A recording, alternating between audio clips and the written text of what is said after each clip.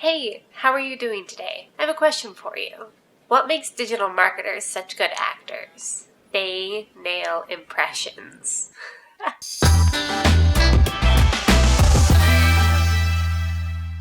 I'm excited to talk to you today about lowering the cost of your Facebook ads because I know how maddening it can be when you watch that number go up and up and up, especially if you have no idea how to fix it. But before I get into that, I have another question for you. Are you spending more and more time marketing your business? Do you kind of love digital marketing? Welcome to the club. It's a fun one. If you want to learn more about how to run successful ads on Facebook from people who've actually done it, check out our new Facebook ads course by Sherman, one of our co-founders. Hey, we just helped a small business make over $1.5 million in revenue through Facebook advertising. And guess what? After managing millions of dollars in ad spend for thousands of different small businesses, I have decided to host a free training session to show you how to do this stuff yourself. So what do you have to lose? Go ahead and click the link below to get started. You can learn more and sign up using the link in the description box. Now let's learn how to lower the cost of your Facebook ads. I have 5 tips for you today. If you're noticing that your ads are costing you more than you thought that they would, or more than they did at the beginning of your campaign, this video will be helpful for you if you notice that your ads are costing you more than you thought that they should, or more than they did at the beginning of your campaign. And if you're spending the same every month but you slowly see that you're getting fewer results, you may be paying too much for your ads. This can be especially frustrating if you don't know why your ads are behaving this way, especially if they were doing well before. From years of managing ads and watching them go through every life cycle imaginable, believe me, I can tell you that I understand your feeling and I empathize with you. I've been there staring at ads wondering why now they've decided to stop working. Why now? I've learned a lot over my time working with these ads, and I know that there are a few simple reasons why ad costs go up. Those are the things that I'm going to be covering today. Here are the things that will drive ad costs up quickly. You're not using retargeting ads. Your ad frequency is too high. You're not changing your ad formats or your messaging. You're relying on automated placements only, and you don't pay attention to your relevance score. If you want to learn how to lower the cost of your Facebook ads, keep watching. Tip number 1 is start using retargeting ads. Digital marketers like us don't use Facebook because we love the platform or we're huge Mark Zuckerberg fans. Shocking, I know. We use Facebook to advertise because of the targeting options. And the magic in Facebook targeting really comes once you start using retargeting. Retargeting ads show to people who have interacted with your page, website, or content in some way before. These work well because you're showing them to an interested audience. You have a bunch of targeting options here. Now, I have taken all of this verbatim from the Facebook help page, so you should go there for more information. So you can target viewed or added to cart but not purchased. This will help you promote products from your catalog to people who viewed or added those products to their cart. You can target people who added to cart but did not make a purchase. This will promote products from your catalog to the people who added the products to their cart but, you guessed it, did not make a purchase. You can upsell products. This will upsell products from your catalog to people who viewed products from your product set. You can also cross-sell products. This is showing products from one product set to people who viewed products from a different product set. And you can do a custom combination. You can promote your catalog products to a custom audience of people based on how they interacted with your other products. If you choose this option, you'll make these selections using inclusions and exclusions. For example, if you wanted to exclude people who have made a purchase, you could include people who have added a product to their cart within the last 45 days, but exclude people who have made a purchase within the last 45 days. I'll show you how to set up your retargeting ads, assuming that you're selling products online. I prefer to use dynamic ads in these cases, so that's a process I'm going to show you as well. You'll have to have these 2 things in order to run ads. 1, a Facebook pixel or app events that are properly set up and have been running. And 2, a catalog that has been set up. Let's look up how to set up dynamic retargeting ads in Facebook. First, you'll start creating your dynamic ad like you would create any other ad. When you select your audience, you're going to choose retarget people who interacted with you on or off of Facebook. Choose a retargeting option from one of the options I covered just a few minutes ago, and enter the number of days where the action occurred for your retargeting option. Now, this is optional, but you can add a custom or a lookalike audience at this stage as well. Using retargeting ads will lower the cost of your ads and increase your click-through rates and your conversions. Pay attention to your frequency when you're running retargeting ads. I'll cover this more in detail in a few minutes, but you don't want your number to go over 5. If you don't have a retargeting audience yet, you need to work on building one. You can do this in a number of ways, but here are a few of my favorites. Promote a freebie or some other offer to get email signups on your website. You'll upload your email list as a custom audience and use that for your retargeting once you've reached over 1,000 contacts. Then you can retarget your email subscribers, build lookalike audiences from them, and retarget people who click on your ads or any of your products in your emails. You could also run an ad campaign to get video views. After that's over, you can retarget viewers based on how long they watch the video for. You could also run dynamic catalog ads to a general interest group for a couple of weeks. Then you'll retarget the folks who clicked on the ads, visited your website, or added things to their cart. You'll need to ensure that your pixel is set up properly to do this option. You'll format all of those different ad types for people that are at the top of your marketing funnel. This will be a cold audience. You'll also want to make sure the initial ads that they see are related to the next set of ads that they see as they get further into the funnel. It wouldn't make sense to get a bunch of clicks by running an ad for one thing and then trying to retarget them with an ad for something completely unrelated. Tip number 2 is to keep your ad frequency below a 5, like I mentioned. You may have the if it's not broken, don't fix it kind of mentality when it comes to your ads. And while this idea can be helpful when applied generally, it's not a great one to have when it comes to your ads.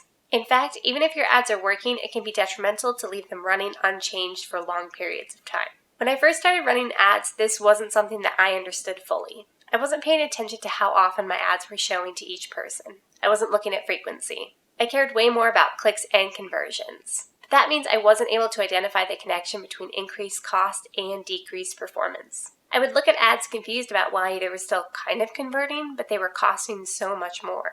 While I was preparing for this video, I came across this quote from Ad Espresso's Tori Wagner. It's regarding the relationship between frequency and cost. I'll read what Tori said verbatim. We analyzed over 500 campaigns and found that ads with a frequency of 9 had a CPC that was 161.7% more expensive than ads with a frequency of 1. That's pretty powerful. That shows how important your frequency is. Let's talk about how your frequency is calculated by Facebook. The frequency is Facebook's best estimate of about how many times each individual person has seen your ads. So based on the quote that I shared before, you probably know what a good ad frequency is and what a bad ad frequency is. But do you know when you should change your ad creative? As you can guess, you typically want to keep your frequency between a 1 and a 4 for ads. When I see ads I'm running hitting a 3, getting close to a 4, I know that's time to switch up my creative and freshen things up. If my ad frequency is over a 5, I expedite creating those new graphics. And if it's over a 7, I turn off ads immediately to limit spend. So you may be wondering how you can keep your frequency low. Aside from monitoring that number and keeping your creative fresh, you can do a few other things to lower your frequency if you notice it's starting to creep up a little bit. To avoid having to manually switch up your creative every couple of weeks, you can use dynamic ads. They should also help keep your frequency in a good place too, because your ads are showing different versions of creative to each person. This is keeping things fresh for them, and it's making it a lot easier for you too. Now, this will depend a little bit on the size of your audience and how many versions of creative you've uploaded for Facebook to use. You want to try to maximize as many options as you have available to you. Here's how to find frequency in your ad account. First, you'll need to log into your ad account, of course. Navigate to the Campaigns, the Ad Set tab, or the Ads tab, whichever you'd like to check. If frequency isn't one of your available columns that you see, you can add it. Click the blue plus sign and add other columns. Now you can check to add whatever columns you'd like here. I'd obviously recommend frequency. And click Apply. Now you can see the frequency number here, and this will show across all of your analytics. That way you can get a good idea of how often things are showing.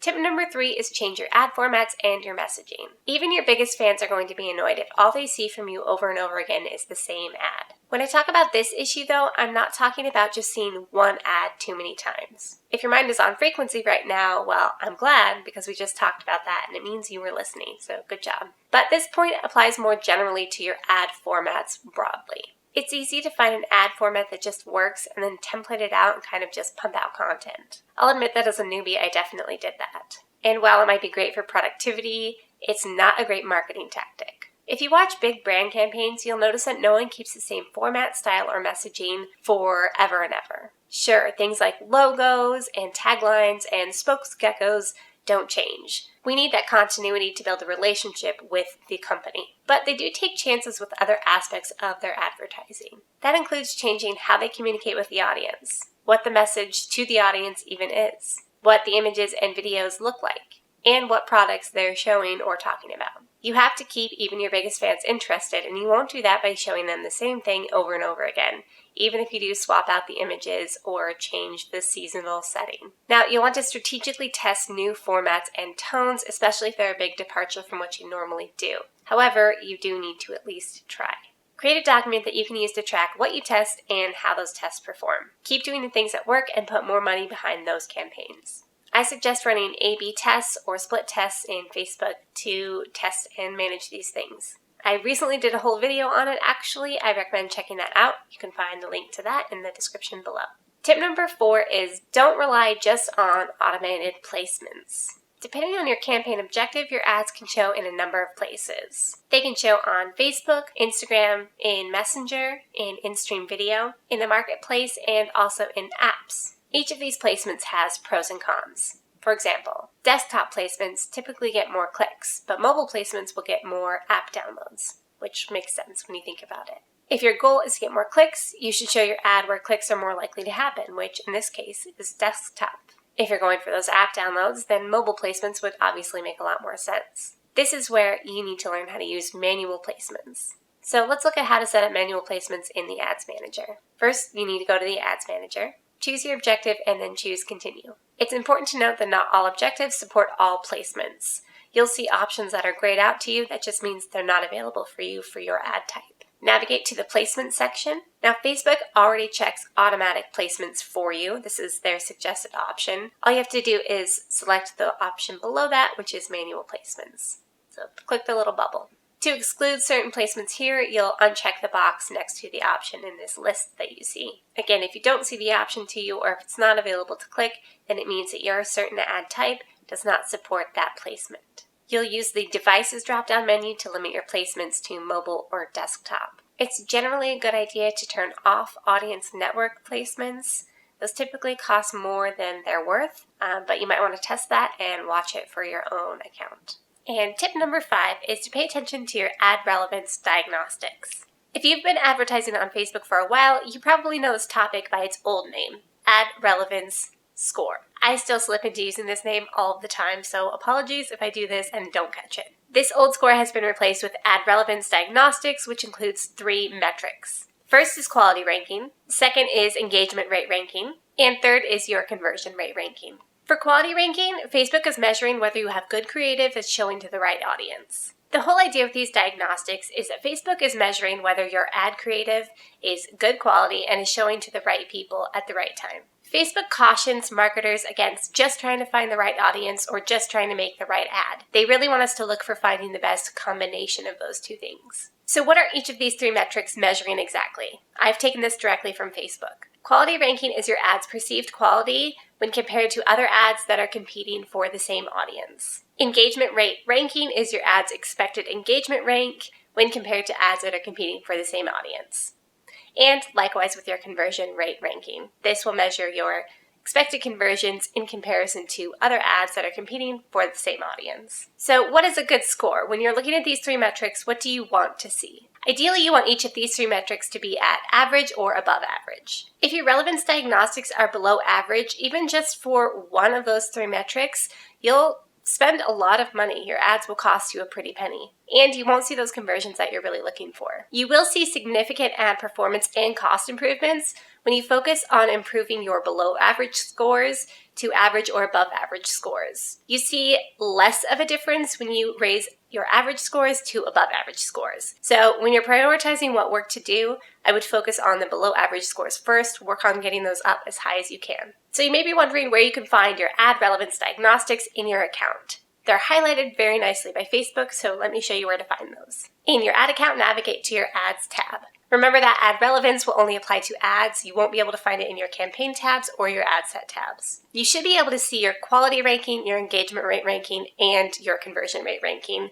in your regular columns. If you don't see those columns, you can reset your column view to the default performance columns, or you can click the blue plus sign to add the 3 metrics yourself. you'll find those in Ad Relevance Score, and you can just check the box next to them to add them to your columns. Now let's look at what those diagnostics mean. Now, none of the information that I just shared with you is going to be helpful if you don't know what to do with it, right? So let's take a look at some possible outcomes and what that might mean for you. Now, I can't go over every scenario in this video, unfortunately, just for time's sake. But if you want an in-depth video on Relevance Diagnostics, leave a comment that says, "Give me a Relevance Diagnostics education," and I'll start working on one for you. Now, if you look at these metrics and everything is at above average or average, then you probably don't need to make any improvements. You're doing pretty good how you're going right now. If you're reviewing a campaign that's ended and you have average or above average rankings on those ads, then those are ads that I would consider running again. And if they met your other KPIs, your key performance indicators, then I would show them even to a similar audience with a similar budget. You could consider increasing your budget to see if you get more conversions at a better cost. But let's say that you've got some below average scores in your quality ranking. What do you do then? Well, it can mean a couple of things. It can mean that you're targeting a low intent audience. It can mean that you don't have an engaging CTA or call to action. It could also mean that you're losing people post-click, which means on your website. Maybe the landing page experience isn't great, or there are too many steps to your checkout process. Now, it will take some time for you to look at these things and see which thing you think is affecting performance the most. But I would look for the easier fixes first. For example, it's a lot easier to target a higher intent audience or to write a new call to action than it is to create an entirely new landing page for your ads. However, if it needs to be done, then it needs to be done. That's why I would focus your efforts on the easier things to fix first. If that fixes your ad performance issues, then that's excellent for you. If it doesn't, at least you know, and you can focus your efforts on the right changes. Now, I know this may sound strange, but there are some times where I don't worry too much about a lower conversion rate ranking. Let me tell you why. Sometimes my clients already have a low conversion ranking, like if they sell a really high ticket item. In that instance, as long as whatever ranking we're getting or whatever rate we're getting is matching what they expect and what they got before, or is a little bit better, then I'm happy with the results. Now let's look at a scenario where your quality ranking is below average, but your engagement and your conversion rates are above average. What do you do in this situation? What is this telling you about your ads? Now, most people might look at that and say, well, that's easy. It just means I need to design better ads. And that might be true, but that could also mean that you need to target a different audience. Think about it this way. It could be that your ad creative is low quality, or it could just be that your ad creative is perceived as low quality because of who it's showing to. Your ads could be perfectly good for the right audience. So look at both options. Consider running an A/B test in this situation. Keep in mind when you're looking at these metrics that the three of them play together, and it's important to think about them all in the grand scheme of your marketing and in the grand scheme of your customer behavior. If your customers have acted a certain way, taken a certain amount of time to convert, or have a lower conversion rate, they're not likely to change just because you're advertising to them online now. They might as you find more people, but I would expect your audience to behave similarly to what you've experienced so far. Don't come out the gate with really high expectations if that's just not the norm for your company. When you're running ads, you want to show your ad to the best audience at the best price, right? And you're probably doing it on Facebook because it's an affordable advertising platform. And even though Facebook is the most affordable advertising platform for now, you can start to spend more money than you want to if you're not optimizing your ads properly. Ads will naturally start to go up in cost over time. No ads or campaign will last forever. But now you know what you can do to try to lower the cost of your ads if you want to try to stretch that campaign a little bit further. If you like this video and found it helpful, please give it a thumbs up and subscribe to our channel so you don't miss out on our weekly digital marketing content. We have a ton more coming for you that will be super helpful. You can watch more videos from me, Morgan, by clicking through to our channel and seeing the videos that I posted there.